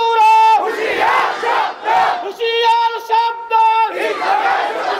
আমরুল হক এগিয়ে চলে, আমরা জিতবার সাথে। আবারও বলি, রাষ্ট্রশক্তি বঙ্গবন্ধু আমাদের প্রাণের স্পন্দন। বঙ্গবন্ধুকে আমরা মহব্বত করি, যিনি সারা জীবন সদর শাহ হুজুরের কথাই চলতেন। ওনার গায়ের যে কুটটা মুজিব কুট, এটা হুজুরের দেওয়া। উনি কাকরাইলের জায়গা দিয়েছেন, উনি ইস্তেমার জায়গা দিয়েছেন, তিনি ইসলামী ফাউন্ডেশন করেছেন, তিনি সর্বপ্রথম ওআইসিতে বাংলাদেশের নাম লিখিয়েছেন। আমি ইতিহাস পর্যালোচনা করে দেখেছি, ভারতের চাপ ছিল, আমেরিকার চাপ ছিল, বাংলাদেশ যেন ওআইসির অন্তর্ভুক্ত না হয়। তিনি সবাইকে বৃদ্ধাঙ্গুলি দেখায়া বাংলাদেশকে মুসলমান সংস্থা ওআইসির মেম্বার করেছিলেন। তিনি আমাদের চেতনার নাম, কিন্তু ভাস্কর্য দিয়ে ওনার কবরে আযাব হবে সেটা আমরা মানতে পারি। প্রধানমন্ত্রীকে আমরা বিনয়ের সাথে বলি, এই পর্যন্ত প্রধানমন্ত্রী কথা বলে নাই, তার মানে প্রধানমন্ত্রী বিষয়টা ভাবতেছেন। আমার কথা বলেন না ভাই, পাগল ছাগল তো নাচবেই। আমার কথা বলে না, পাগলের কাম তো নাচানাচি করা, ছাগলের কাম ছাগলামি করা। 2-4 জন যদি সল্টু বল্টু মার্কা কয় যে ঘাড় মটকাই দেবো, হেগর গাড়ি আগে যাইব। বেশি কিছু কম যেত না, অসুবিধা আছে। কলা দেখাইলাম, বুঝলে বুঝলেন, না বুঝলেন নাই। কোনো অসুবিধা আছে নাকি ভাই? কোনো অসুবিধা নাই, আমাদের ইমান আগে। বলেন আমাদের ইমান। আমরা বলেছি ভারতের একটি বড় মিনারের নাম কুতুব মিনার, যে মিনারটি ভারতের নিদর্শনের একটি। এইরকম একটা বঙ্গবন্ধু মিনার হোক, যে মিনার দেখে বঙ্গবন্ধুর ইসলামী চেতনায় এদেশের মানুষ জাগ্রত হবে। এর সাথে আপনারা একমত না? আমাদের আল্লামা শাইখ সাজিদুর রহমান সাহেব হুজুর বলে দিয়েছেন যে বঙ্গবন্ধুর নামে এতিমখানা করা হোক, বঙ্গবন্ধুর নামে মসজিদ নির্মাণ করা হোক, বঙ্গবন্ধুর নামে এমন কিছু করা হোক যা করলে বঙ্গবন্ধুর কবরে সদকায়ে জারি আর সওয়াব যাবে। এটা না করার দরকার। মূর্তি বানায় লাভ কি? এই যে কোটি কোটি কোটি কোটি টাকা ব্যয় করে মূর্তি বানান, কার টাকা দিয়া? কার টাকা এগুলো বলেন আমাকে। মুসলমানরা টাকা দিছে মূর্তি বানানোর জন্য না, তাওহীদের ঈমান প্রতিষ্ঠিত করার জন্য। ইব্রাহিম আলাইহিস সালাতু ওয়াস সালাম বাবাকে জানায়া দিলেন, ও বাবা, তোমার রাষ্ট্রশক্তি এবং তোমার শক্তি আমার মোকাবেলা করতে পারো, আমাকে শেষ করে দিতে পারো, কিন্তু আমি 1 সেকেন্ডের জন্য মাওলাকে ছাড়তে পারি না। ইব্রাহিম আলাইহিস সালাতু ওয়াস সালাম তাওহীদের ব্যাপারে যখন দুম্রজালে পড়লেন, আল্লাহ বলেন ইব্রাহিম আলাইহিস সালাম রাতের বেলা ওই সময় 3 শ্রেণীর মানুষ শিরিক করত, 3 ধরনের। কোন মানুষ শিরিক করত তারকারে পূজা করে, কোন মানুষ পূজা করত চন্দ্রকে, কোন মানুষ পূজা করত সূর্যকে। এই 3 শ্রেণী মানুষের সামনে ইব্রাহিম আলাইহিস সালাতু ওয়াস সালাম বোঝানোর জন্য এইরকম ভাবে পড়তে লাগলেন, ইয ক্বালা যখন ইব্রাহিম আলাইহিসসালাম এইভাবে বলতে লাগলেন, যখন রাতের বেলা তিনি তারকা দেখলেন, ক্বালা হাযা রাব্বি, বলতে লাগলেন এটা আমার রব, দেখাইতেছেন এটা আমার রব। রাতের বেলা গুহার মধ্যে একটু নজর যখন করলেন, তারকার দিকে নজর যখন পড়ল, বল ক্বালা হাযা রাব্বি, দেখাইতেছেন শুনাইতেছেন এটা আমার রব। সকালবেলা তারকার অস্তিত্ব আকাশে পাওয়া যায়? কথা বলেন না কেন? ইব্রাহিম আলাইহিস সালাম বুঝাই দিলেন, ফালাম্মা আফালা ক্বালা লা উহিব্বুল আফিলিন। ও তারকা পূজারীরা শোনো, যা রাতে আছে দিনে নাই, যেটা অস্তগামিত হয়ে যায় এটা খোদা হইতে পারে না। আবার জন ফালাম্মা রাআল কামারা বাযিগান, রাতের বেলা যখন সুন্দর আলোকময় চাঁদ দেখলেন, বলেন ক্বালা হাযা রাব্বি। ইব্রাহিম আলাইহিস সালাম তাদেরকে শোনায় বলতেছেন, মনে হয় চাঁদটা আমাদের রব। ফালাম্মা আফালা, যখন দিনের বেলা চাঁদের অস্তিত্ব নাই, তিনি বললেন ক্বালা লা ইল্লাম ইয়াহদিনি রাব্বি লা আকুনান্না মিনাল কওমিদ দাল্লিন। যখন সকালবেলা এটা অস্তগামিত হয়ে যায়, ইব্রাহিম আলাইহিস সালাম চন্দ্র পূজারীদেরকে বললেন, ও চন্দ্র পূজারীরা শোনো, এটা তো নিষ্পেষিত হয়ে গেছে, এটার অস্তিত্ব ম্লান হয়ে গেছে, এই আছে এই নাই, এটা খোদা হইতে পারে না। আল্লাহকে ডাক দাও, বলে আল্লাহ তুমি যদি হেদায়েত না দাও তবে আমরা গুমরা হয়ে যাব। হেদায়েত দেওয়ার মালিক কে? জোরে কোন, আওয়াজ করে বলেন তো, হেদায়েত দেওয়ার মালিক কে? আপনাদের বাড়ির সাথে হিন্দুদের বাড়ি আছে, আল্লাহ যদি আপনার বাবা মার ঘরে না দিয়া হিন্দুর ঘরে দিত, আপনি তো আল্লাহকে চিনতেন না।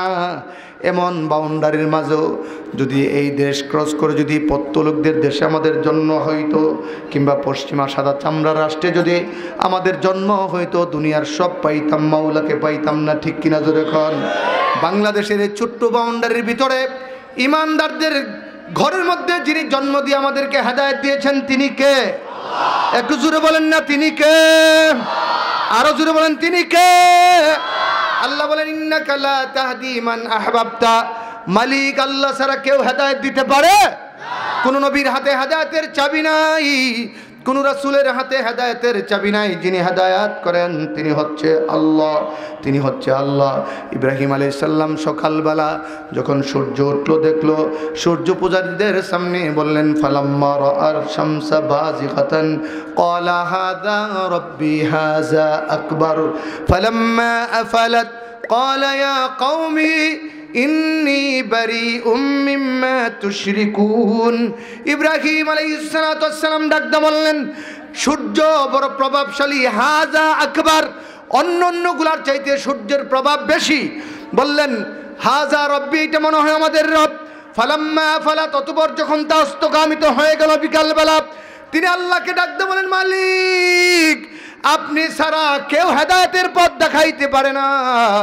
তিনি পড়তে লাগলেন, যারা পারেন পড়েন, ইন্নী ওয়াজ্জাহতু ওয়াজহিয়া লিল্লাযী ওয়াল আরদা হানিফা ওয়া মা আনা মিনাল মুশরিকিন। সবাই পড়েন, ইন্নী ওয়াজ্জাহতু ওয়াজহিয়া লিল্লাযী ফাতারাস সামাওয়াতি ওয়াল আরদা হানিফা ওয়া মা আনা মিনাল মুশরিকিন। ইব্রাহিম আলাইহিস সালাম তিন শ্রেণী মানুষের সামনে ডাকদা বললেন, ও যারা তারকারে পূজা করো শোনো, চন্দ্রকে যারা পূজা করো শোনো, সূর্যকে যারা সিজদা করো শোনো।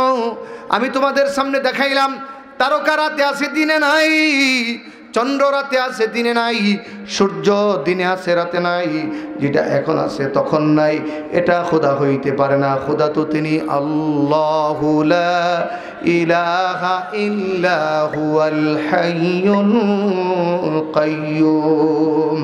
আসমান আর জমিনের মালিক আল্লাহ, তিনি আল্লাহ যিনি হাইয়ুল কাইয়্যুম, যিনি চিরঞ্জীব। তিনি কে? জোরে কোন, মহব্বত জোরে কোন, তিনি কে? এ মুসলমান বলেন তিনি কে? যারা পারেন পড়েন, হুয়াল্লাহুল্লাযী লা ইলাহা ইল্লা হু। পড়েন, হুয়াল্লাহুল্লাযী লা ইলাহা ইল্লা হু আলিমুল গায়বি ওয়াশ শাহাদাতি হুয়ার রহমানুর রহিম হুয়াল্লাহুল্লাযী লা ইলাহা ইল্লাহু আল মালিকুল কুদ্দুসুস সালামুল মুমিনুল মুহাইমিনুল আসিজুল জব্বারুল মুতাকাব্বির সুবহানাল্লাহি আম্মা ইউশরিকুন। আল্লাহু আকবার। মালিক তো তিনি, হুয়াল মালিক আল কুদ্দুস আসসালাম আল মুমিন আল মুসাউবির, আর সুবহানাল্লাহি আম্মা ইউশরিকুন। কাফেররা যে শিরিক করে এই শিরিক থেকে আমরা পবিত্র। বলেন ওই শিরিক আমরা করতে পারি না, প্রতিমার নামে হোক আর ভাস্কর্যের নামেই হোক। আফসোস এই কথাগুলো ইমানদারদের কলিজায় ঢুকে না।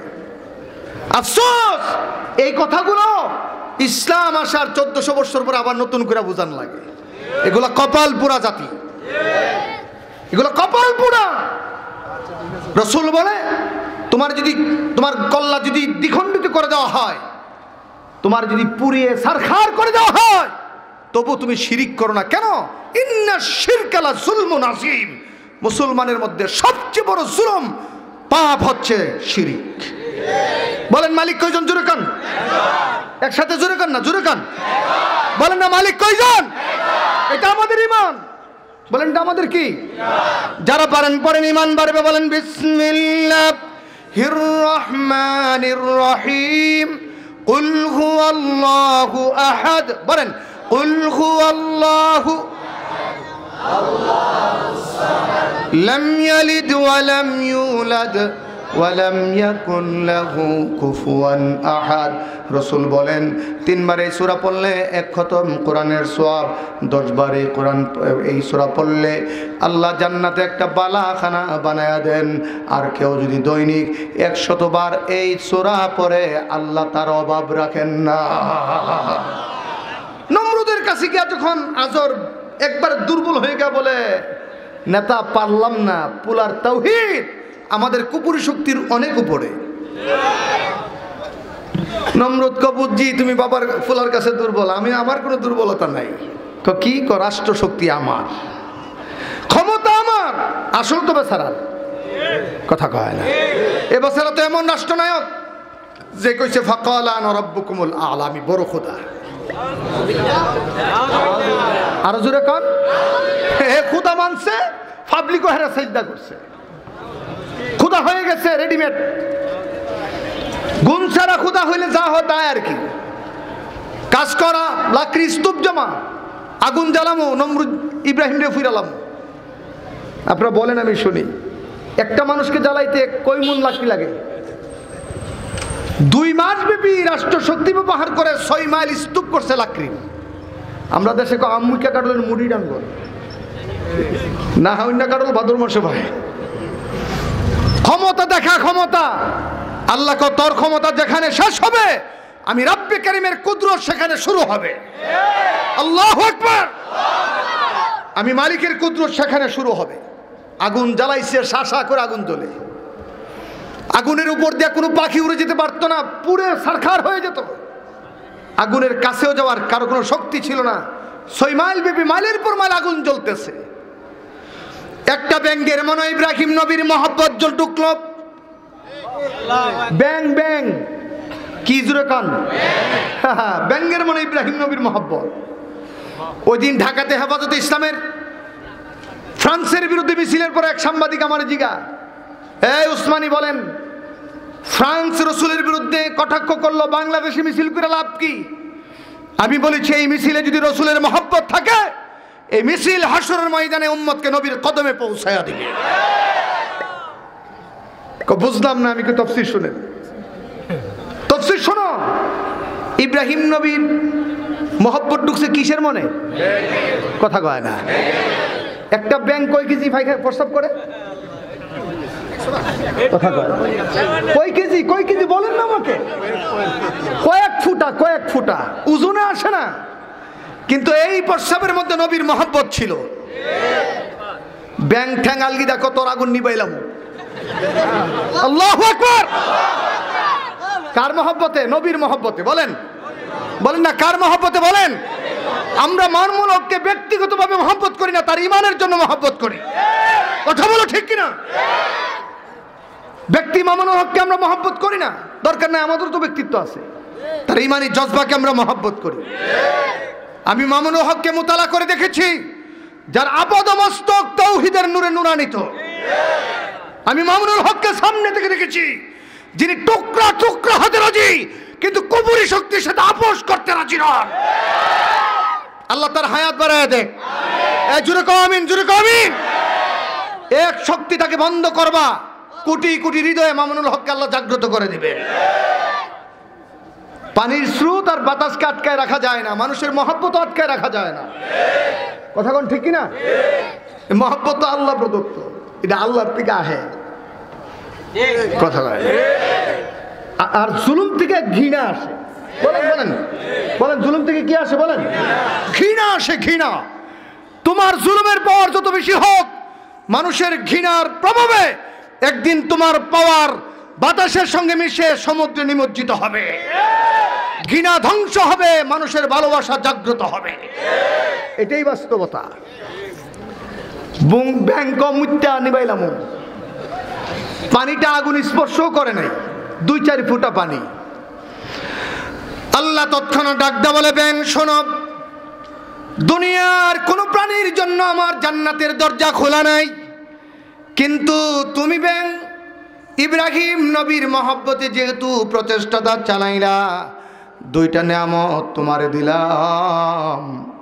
এর মধ্যে একটা হচ্ছে তুমি মরার পরে তোমার জন্য জান্নাত, 2 নম্বর হচ্ছে তোমার প্রস্রাবকে আমি পবিত্র বানায়া দিলাম। আল্লাহু আকবার।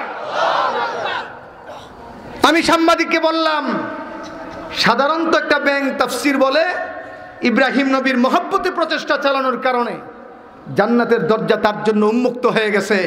মুহাম্মদ সাল্লাল্লাহু আলাইহি ওয়াসাল্লামের মহব্বত কলিজায় ধারণ করে পরাশক্তি ফ্রান্সের বিরুদ্ধে যারাই কথা বলবে, তাদের ঠিকানা হবে জান্নাত। দেখেন আফসোস, এতদিন নবীরে গালি দিত কোনো ব্যক্তি, কোনো নাস্তিক, আর এখন নবীর বিরুদ্ধে চক্রান্ত করে স্বয়ং রাষ্ট্র। ফ্রান্স কো আনবিক আমার আছে, ফুডানিটা দেখেন না। এই ফ্রান্সে এখন তথ্য এসেছে আমাদের কাছে, ফ্রান্সের সাদা চামড়াওয়ালা মানুষ রসুলের আদর্শ রিসার্চ করে তারা ঝাঁকে ঝাঁকে কলমা পড়ে মুসলমান হয়ে যাচ্ছে। আমি বলে দিয়েছি, মক্কায় মুহাম্মদুর রাসূলুল্লাহর স্থান হয় নাই।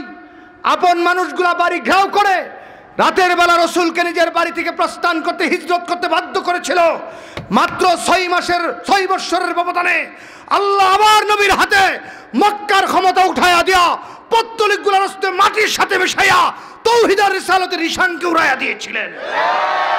ঠিক তেমনি ভাবে ফ্রান্সের অস্তিত্ব মাটির সাথে ম্লান হবে, আবার ফ্রান্স জাগ্রত হবে কালেমার ঝান্ডা উড্ডীনের মাধ্যমে। কথা বলেন ঠিক কিনা, জোরে বলেন। ইকবাল মরহুম বলেছেন, হিন্দুস্তান হামারে সারে জাহা হামার। হিন্দুস্তান এখন গান কেমনে কা এটা দেখা, ড্যান্স কেমনে দেয় এটাও বক্তা দেখা, বিড়ি কেমনে হয় এটাও দেখা, তামাশা শুরু হয়েছে আমার দেশে। উম্মতকে বাঁচানোর ফিকির করো, উম্মতকে পয়গম্বরদের আখলাকি বানানোর চেষ্টা করো, তামাশা নয়। ইয়া ইবরত কা জায়ে তামাশা नहीं है। ইব্রাহিম আলাইহিস সালামকে বাঁচায় দিলেন কে? আল্লাহ। ওমা কথা বলেন না, জোরে করেন না। এবার আসল কথায় আসেন। গোটা দুনিয়া দেখলো নমরুদের পাওয়ার যেখানে শেষ, মালিকের পাওয়ার একটু বলেন না আল্লাহ। মহব্বতে করেন না আল্লাহ। নমরুদের মাইন্ড পরিবর্তন করে দিছে, কোনা ইব্রাহিম রে মারণ যেত না, আগে আল্লাহরে না মারলে। কত বোতল ধরে খাইছে আল্লাহ জানে। ওই দিন একটা জানোয়ার 71 টিভিতে সালাম দিলে নাকি জঙ্গিবাদী হয় কইছে। এত আস্তে করলেন আপনার কথাটা। আমি নিশ্চিত ওই দিন বাতি যায় বোতল খাইছে।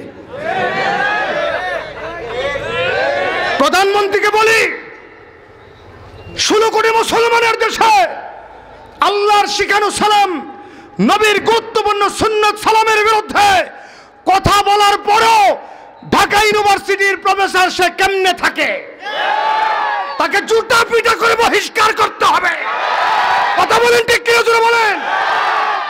প্রস্তাব করলে তার মুখে করতে হবে, কোন আলেমের মুখে নয়। সালাম আর আমিন, সালাম আমিন, সালাম আর আমিন। মুসলমান এই দুইটা আমল যতদিন করবে ততদিন মুসলমান অপরাজয় থাকবে বলেছে বিশ্ব নবী। আপনারা কি সালামের পক্ষে না বিরুদ্ধে? একটু জোরে কান। যে বাতিজা সালামের বিরুদ্ধে ক, ওই দিন সিটাং এক ফোলা হুজুর মারাম কম দৌড়ামো বেশি। এই দেশে সালামের বিরুদ্ধে কথা বলো, সে বহাল তবিয়তে কেমনে থাকে, এটা আমাদের প্রশ্ন। এই বেয়াদবকে বিচারের আওতায় আনতে হবে। আর ভাই কথা বলেন না কেন? প্রধানমন্ত্রী নিজেও তো বক্তৃতা দেওয়ার আগে সালাম দেয়, তাহলে প্রধানমন্ত্রীও জঙ্গি। সালাম দিলে জঙ্গি হলে তো প্রধানমন্ত্রীর কষ্ট না কা? এগুলো বোতল ঘুরা। আর 71 টিভিটা আল্লাহর কসম আমার যে শক্তি থাকতো এটা ঘুরাইয়া দিতাম। এটা জন্ম হয়েছে মুসলমানদের ইমানের বিরুদ্ধে। স্বাধীনতার চেতনার নামে 71 টিভি নামকরণ করা যায় না কেন? স্বাধীনতার যুদ্ধ শুরু হয়েছিল ইসলামী চেতনার মাধ্যমে। বঙ্গবন্ধু বলেছিলেন এই দেশকে মুক্ত করে ছাড়বো ইনশাআল্লাহ। বলেন না ভাই, বঙ্গবন্ধু কি বলছিলেন বলেন? এই দেশকে মুক্ত করে ছাড়বো। বলেন না সবাই জোরে কান, জোরে কান, আরো জোরে কান। কি বলেছিলেন? ইনশাআল্লাহর চেতনায় এই দেশের মুক্তিযুদ্ধ হয়েছে। যে ইনশাআল্লাহর চেতনা বিরোধী কোন চ্যানেল, এর নাম 71 টিভি হতে পারে না। দেখবেন ওখানে যেগুলো আছে বেশিরভাগ ব্যবসাদের আনাগুনা, এগুলো বেড়া না বেড়ি টর্চ লাইট টিপতে যখন রাগ হইতেছেন মনে হয়। আছে না নাই? সালাম আমার প্রাণ। বলেন সালাম আমার। সালাম নিয়ে আমরা দেশে একটু সমস্যা আছে, কইতাম নি। এক জায়গায় ইমাম সাহেবের বিরুদ্ধে বিচার ডাকাইছে কমিটি। সভাপতি দ্বারা ইমাম সাহেবের দুষ্কি জাননি, কি আমার সালাম দিছে না। তো ওই বিচার আমি যদি থাকতাম কইতাম তোর মতো বিয়াদব সভাপতি হওয়ার যোগ্যতাই নাই। তুই আগে সালাম দে, তোর মর্যাদা বাড়াই দিবেন কে? সালাম যিনি দেন তার মর্যাদা বেশি। বলেন সালাম দেনেওয়ালার মর্যাদা, লেনেওয়ালার মর্যাদা কম। আমাদের নবীর চাইতে মর্যাদাবান আর কেউ আছে? আম্মাজান আয়েশা বলেন আমি আমার নবীর আগে কোনোদিন সালাম দিতে পারি নাই। আল্লাহু আকবার জোরে বলবেন না? সালাম দিবেন তো ইনশাআল্লাহ? আমি মাঝে মাঝে সালাম দিই না, কারণ এক জায়গায় সালাম দিছি হুজুর ব্রাহ্মণরে দিছেন, আমগুর ফুলাফানো ব্রাহ্মণের সাইজে সাইজা দিছে। সালাম দেওয়ার জন্য আগে মুসলমান পরিচয় লাগবে। মাথায় একটা টুপি না থাকলেও দাড়িটি থাকুক। কথা কয় না? মুসলমানের লেবাস দরকার। তোমার মুসলমানের সন্তান এমনটা যেন তোমার না হয় অপরিচিত কোন জায়গাত মরলে তোমারে ফুরাইব না, জানাজা দিব, কাপড় জুমন আলগি দেওয়ার না লাগে, এমন সাজে সজ্জিত হও তুমি। এটা মুসলমানের চেতনা। বলে এটা কার চেতনা? নমরুদ কারে মারবো? বলেন কি খাইছে ওই দিন? খাইছে কি খাইছে? বিশাল বড় টাওয়ার নির্মাণ করলেন, অনেক বড় টাওয়ার নির্মাণ করে গগনচুম্বী, পৃথিবীর ইতিহাসের প্রথম টাওয়ার নমরুদ্দা বানাইছে। উদ্দেশ্য আল্লাহর মেরে লাগবে, কারণ হে জানতো আল্লাহ উপরে আছে। আসলে আল্লাহ আছে সব জায়গায়। ওহুয়া মাআকুম, বলেন না ভাই, ওহুয়া মাআকুম আইনা মা কুনতুম। তিনি সব জায়গায় আছেন। তিনি কে? বলো না আল্লাহ। উঁচু টাওয়ারে পৃথিবীর অত্যাধুনিক ধনুক বানায় ভিতরে তীর ঢুকাইছে, ক্ষিপ্র গতি সম্পন্ন। পাবলিক জায়গায় খুদা কিতা করতেছেন ফরেটের ফেবি। আস্তে আস্তে হাঁটি হাঁটি পা করে গগনচুম্বী টাওয়ারের উপরে উঠে আকাশের দিকে টার্গেট করে আল্লাহরে নিশানা বানাইছে, সা করে মারছে। ফেরেশতারা কয় আল্লাহ ছোট্ট একটা পারমিশন দাও, তার বাউ ঠ্যাংটার দইরা ব্যাঙ্গের বাচ্চার মতো নিচে ছেড়ে দিই। আল্লাহ কোনা লীলা খেলা এখনো বাকি আছে। ধরি ধরে আল্লাহ ধরে ধরে ধরে না, ধরলে আল্লাহ আমার কথা কয় না। ফাআলুল লিমা ইউরিদ। যিনি নমরুদকে ছাড়েন নাই, ফিরআউনকে ছাড়েন নাই, আবু জাহেলকে ছাড়েন নাই, তিনি আল্লাহ। বলেন তিনি কে? বলেন বলো না তিনি কে? বলো বলো। আকাশের মালিক আল্লাহকে ডাক দা, বলে আল্লাহ আমার কোনো ক্ষমতা নাই, তোমার ক্ষমতার কোনো অভাব নাই। আজকে তো তোমার অস্তিত্বের উপর আঘাত দেওয়ার জন্য নমরুদ আসলো। আল্লাহ ডাকতে বলেন, ইব্রাহিম এমন কুদরত আমি ঘটাবো, শুধু নমরুদ নয়, কিয়ামত পর্যন্ত বেঈমানদের জন্য আদর্শ হয়ে থাকবে। বলেন সুবহানাল্লাহ। নমরুদ বাহিনীর সিপাহসালার আগে ডাকতে বলে, ইব্রাহিম তোমার আল্লাহ কই আসে না কেন? ইব্রাহিম আলাইহিস সালাম বলেন, অপেক্ষা করো, এখনো নির্ধারিত সময় শুরু হয় নাই। নির্ধারিত সময়ের ঠিক মুহূর্তেই আল্লাহ তাআলা কুদরতি বাহিনী পাঠাইলেন, যেই বাহিনীর নাম হলো মশার বাহিনী।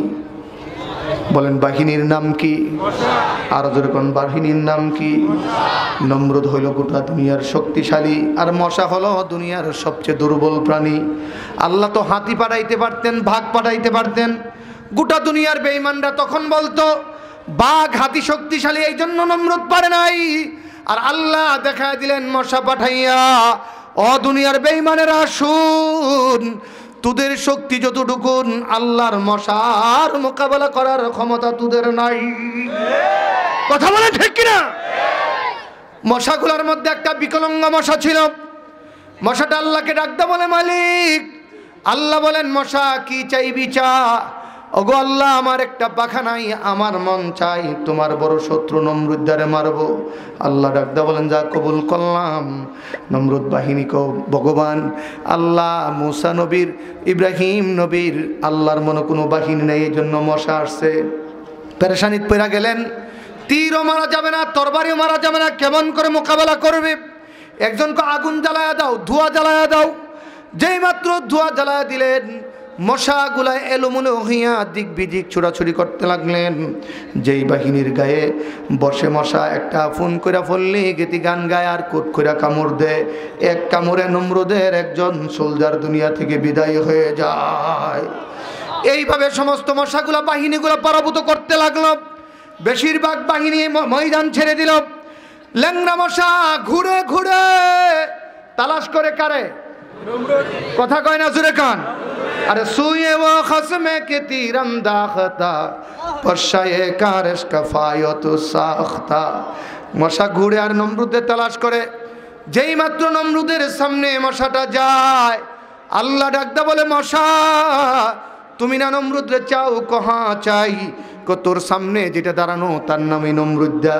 আল্লাহ মশাটার ব্রেনের মধ্যে এমন বুদ্ধি দিলেন, মশা চিন্তা করলেন যদি কামড় দেই মরে যাবে। আগে মারার আগে লীলা খেলা দেখায় নি কেমনে, তাকায় দেখেন নাক দেওয়া দুইটা বিশ্ব রুট দেখা যায়। আপনাদের এই বিশ্ব রুটের মতো দুইটা রুট। মশা ফুট কইরা ঢুকলো নাকের ভিতরে। নমরুদ মশা তুই নাক জাটতে চাক, আমি যাইতে থাকি। গিয়া একদম মগজের মধ্যে ঠ্যাঙ্গের উপর পাও তুললে বসছে। এবার নবাবের মতো বাহিরের জর্জাপটা বাতাস লাগবে না, একটা করে কুট করে কামড় দে, আর একটা ফোন করে ফললি গীতি গান গা। যেই মাত্র কামড় দে নমরুদ্দা লাভ দেখো মাইরা লাইছে রে। আপনি আপনি না খুদা লাফান কেন, ব্যাঙ্গের মতো লাফান কেন? কো মাতিস না, ঢুকছে মশা। কি ঢুকছে? জোরে কান। হে ভাবলি কো আপনি না বিলে খুদা, একটা মশা নিয়ন্ত্রণ করতে পারে না, আসলে আপনি হুদা। ডাক ডাকো মাতিস না, মার মার মাথা ব্যথা, অস্থির হয়ে গেলাম। বাদী নির্ধারণ করলেন মারে জুতা। আল্লাহু আকবার। কি মারে? স্যান্ডেল। বলেন কি মারে? এই স্যান্ডেল এখনো মুসলমানের পায়ে আছে। ওমা বলেন না, বলেন বলেন। পায়ে পড়লে সম্মান জুতা, গায়ে পড়লে অপমান। কথা বলেন না, ঠিক না? জুতার নাম কি? জুতার ডেফিনেশনটা কি? পায়ে পড়লে সম্মান, গায়ে পড়লে। আমরা নেতাদেরকে সম্মান করি, কিন্তু এমন কাজ করবেন না যে পায়ের জুতা হাতে উঠবে। আর ভাই কথা বলেন, ঠিক কিনা? এমন কাম করেন না। এগুলো আমরা দাদারা দেখাই গেছে নমরুদ দ্বারা বাইরিয়া, বুশেরও বাইরে ছিল। কথা বলেন, ঠিক কিনা? আল্লাহু আকবার বলবেন না? বাদি মারে প্রমোশন বাড়ে। এক পর্যায়ে বাদি বড় গুড়ালি লইয়া ঠাস করে নমরুদের মাথা বাড়ি দিয়া দুইটা পাট করে দিলেন। মশা দেখেন বের হওয়ার রাস্তা বের হইছে। পুত করে বের হইয়া ডাকতে বলে, নমরুদ তোর জীবন যাক, আল্লাহ আমারে বাঁচায়া দিয়েছে। আল্লাহু আকবার বলবেন না? যেই নমরুদ আল্লাহরে তীর মেরেছিল, তারে হত্যা করেছেন আল্লাহ কি দিয়া? একটু জোরে বলেন না, ঘি দিয়া। সুতরাং লাফাইস না বেশি, মশা রেডি আছে। আর ঢাকার তো মশার অভাবই নাই, আমার কথা কয় না। বেশি লাফাইস না বাতি যারা। গজব ত্বরান্বিত হবে আলেমদের শানে বেয়াদবি করলে। কথা বলেন ঠিক কিনা? বলেন তো, জন্মের পরে যিনি আজান দেন তিনি কে? আলেম। বলেন তিনি কে? জন্মের পরে যিনি নাম রাখেন তিনি কে? জন্মের পরে যিনি আকিকা দেন তিনি কে? তুমি হালাল দাদা হয়ে আসার জন্য যিনি কালমা তোমার মা বাবারে কবুল করা তিনি কে? যিনি তোমার মা বাবার বিবাহের খুতবা দেন তিনি কে? আরে ভাই জুড়ে কও না। যিনি তোমার জীবন রসুলের তরিকায় চলার জন্য আদর্শ বার্তা দেন তিনি কে? যিনি কোন শরীয়তের কাজ করলে তোমাকে শুধরিয়ে দেন তিনি কে? যিনি তোমার নামাজের রুকু সিজদা ঠিক করে দেন তিনি কে? যিনি তোমার কোরআনের তেলাওয়াত শুদ্ধ করে দেন তিনি কে? যিনি তোমার সন্তানকে কোরআন শিখান তিনি কে? যিনি তোমার ইন্তেকালের সময় তওবা করা তিনি কে? যিনি তোমার জানাজার ইমামতি পড়ান তিনি কে? যিনি জন্ম থেকে মৃত্যু পর্যন্ত কাজ দেখে তার নাম আলেম। ছোট্ট একটা গল্প কইতাম নি। ব্রাহ্মণবাড়ির একজন বড় হুজুরের নাম ছিল ফখরে বাঙ্গাল। কি নাম? যাইবেন ময়মনসিংহ ওয়াজ করতে। মাদ্রাসা থেকে বাইরে থেকে ট্রেন দিছে, সাইরা দিছে দৌড়। ট্রেনের মধ্যে কিছু বুকি থাকে সেনাবাহিনীর লেগা। কথা কয় না। কোন বাহিনীর লেগে থাকে? তিনি লাভ দেখে সেনাবাহিনীর ডান্ডার ধরছেন। দরজার সামনে বড় ট্রাং রাখতে হয় সেনাবাহিনীরা, এটা সরাইয়া হুজুরে উঠাইছে। কারণ হুজুর দেখলে একদল আছে তাদের অ্যালার্জি সৃষ্টি হয়। হুজুর দেখে একদল কাঠমুল্লা। ফখরে বাঙ্গাল তো এটা। হুজুরের আরেকটা গল্প কই। টিয়ে রুটে এক দোকানে হুজুর সাহেব একবার বাও হাতে চা খাইতেছে। খাবেন কোন হাতে? বলেন না। ও খাইতেছে কোন হাতে? এদেশের ভদ্রলোকরা বাও হাতে বেশি খা। তো হুজুর বলেন যে ভাই এই হাতে না খায় এই হাতে খান। হে কি কো জানেননি? হে কি কো? এই হাত যে আল্লাহ বানাইছে এই হাতে আল্লাহ বানাইছে। হুজুর চেয়ারটা পিছনে ধাক্কা দিয়া ফালাইছে, ফাঁসার উপর দিকে গেছে। ওই মুখ যে আল্লাহ বানাইছে এই মুখে আল্লাহ বানাইছে, ওইটা দেখা। আল্লাহু আকবার কইতো না রে? একটু জোরে কর না আল্লাহু আকবার। সবার লোকে মাতবরি করো না মিয়া, ভালো করে শুনেন। হুজুর আপনি যে উঠছেন ঠিক আছে, কাঠমুল্লা কারে কর? হুজুর বুড়ি আঙ্গুল দেখা কইটা রেখো। এটা আমেরিকা লন্ডন দেখাইলে গুড, আর বাংলাদেশ এসে দেখাইলে ও ব্যাট। আমেরিকা লন্ডন হইলে আর বাংলাদেশ হইলে একবার গোল করে কয় বুড়ি আঙ্গুল দেখাইছে। আর আমরা দেশে যে বুড়ি আঙ্গুল দেখা, যে বড় রাগ নেই হে বড় চিত্ত থাকা। কথা কর না ঠিক কিনা? আর্মির সেনাবাহিনীর মেজর কয় হুজুর জবাব দিতে পারেন না, বড় কথা বুড়ি আঙ্গুল দেখালেন কে? করে সেতেন কি রে? কন্যা কেমনে? এটা হুজুর আমি বুঝাই দিই। কেমনে কন? আমরা যুদ্ধের সময় কি চালান কর? রাইফেল। মনে করেন কাল্লা আঙ্গুলটা নাই সালাই তারবিনি সালাম দিব। মনে করেন দুইটা আঙ্গুল নাই সালাই তারবিনি সালাম দিব। মনে করেন 3 নম্বর আঙ্গুলটা নাই সালাই তারবিনি সালাম দিব। 4 নম্বর আঙ্গুল নাই, শুধু বুড়া আঙ্গুলটা থাকলেও কোনো রকম হাতের 4টা আঙ্গুল আছে কিন্তু বুড়াটা নাই। চলবনি দেহান সেন্দি বেড়া হইলো। কথা কয় না। হাতের 4টা আঙ্গুল আছে কিন্তু কোনটা নাই? বৃদ্ধাঙ্গুলি নাই। চলবো? 4 আঙ্গুলের কোনো যেই মূল্যা না থাকলে সমাজের কোনো বেল নেই, এর নাম হলো কাঠমুল্লা। এর লিগা বুড়ি আঙ্গুল দেখাইছি। আল্লাহু আকবার জোরে বলবেন না? দিমাগ ঘুরাও। তোমার জন্ম থেকে মৃত্যু পর্যন্ত যাদের প্রভাবে প্রবান্বিত তুমি, যাদের কারণে তোমার সমাজে এখন তুমি তোমার মাকে চিনো, তোমার বাবাকে চিনো, তার নাম আলেম। বলেন না তার নাম কি? এই আলেমদের ফ্যাক্টরি হলো মাদ্রাসা, আর মাদ্রাসা হলো নবীর ঘর। ওমা কথা কর না। মাদ্রাসা কার ঘর? একসাথে বলেন মাদ্রাসা কার ঘর? কিছু জালিমরা বলে মাদ্রাসা ব্যাঙ্গের ছাতার মতো গজাচ্ছে, মাদ্রাসার লাগাম টেনে ধরতে হবে। আমরা বলি মাদ্রাসার শিখর এই দেশের 14 কোটি মুসলমানের কলিজার ভিতরে। কথা বলেন ঠিক কিনা জোরে কান? মাদ্রাসায় কি পড়ানো হয়? বলেন না কি পড়ানো হয়? যে কোরআন আল্লাহ আগে নবীরে শিখাইছে। নবী কয় আল্লামানি রব্বি ফাআহসানা তালিমি, আমার মালিক আমার উন্নত তালিমের মাধ্যমে ইলম শিক্ষা দিয়েছেন। বলেন না নবীরে কে শিখাইছে? একটু জোরে কান, একটু চিল্লায় এখন নবীরে কে শিখাইছে? ইনশাআল্লাহ অদূর ভবিষ্যতে শুনে রাখেন, এরা যদি বেশি মাতবুরি করে তো এই দেশ ইনশাআল্লাহ আলেমরাই শাসন করবে। সাথে থাকবে মুসলমানরা। কথা বলেন ঠিক কিনা? এদের শাসন করবে আলেমরা, সাথে থাকবে কলমাওয়ালা মুসলমান। অন্তত পক্ষে আল্লাহর কোরআন নিয়ে বলতে পারি, আলেমরা যদি ক্ষমতায় আসে টেন্ডারবাজদের কোনো বেল থাকবে না, গাঁজাখুরদের কোনো বেল থাকবে না। এরপর আমরা কই তরারে মানি, কিন্তু মূর্তির পক্ষে কথা কইস না। মাদ্রাসা থাকার দরকার আসেনি? একটু জোরে কান।